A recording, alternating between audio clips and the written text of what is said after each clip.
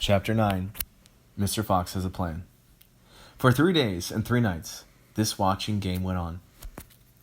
"How long can a fox go without food or water?" Boggs asked on the 3rd day. "Not much longer now," Bean told him. "He'll make a run for it soon. He'll have to." Bean was right. Down in the tunnel, the foxes were slowly but surely starving to death. "If only we could have just a tiny sip of water," said one of the small foxes. "Oh, Dad, can't you do something? Couldn't we make a dash for it, Dad? We'd have a little bit of a chance, wouldn't we?" "No chance at all," snapped Mrs. Fox. "I refuse to let you go out up there and face those guns. I'd sooner you stay down here and die in peace." Mr. Fox had not spoken for a long time. He had been sitting quite still, his eyes closed, not even hearing what the others were saying.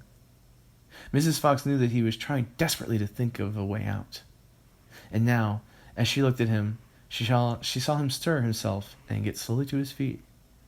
He looked back at his wife. There was a little spark of excitement dancing in his eyes. "What is it, darling?" said Mrs. Fox quickly.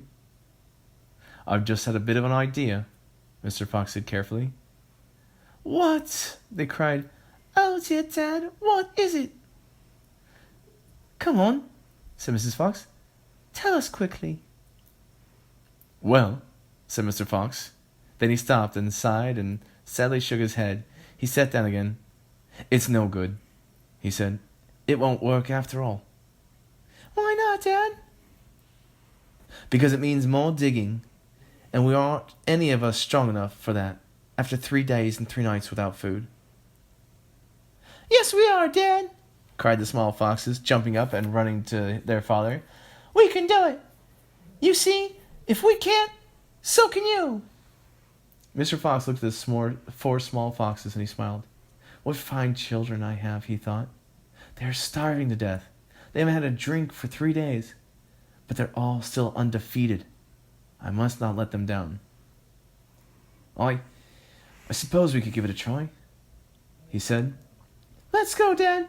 Tell us what you want us to do." Slowly, Mrs. Fox got to her feet. She was suffering more than any of them for the lack of food and water.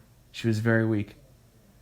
"I'm so sorry," she said, "but I don't think I'm going to be much help." "You stay right where you are, my darling," said Mr. Fox. "We can handle this by ourselves."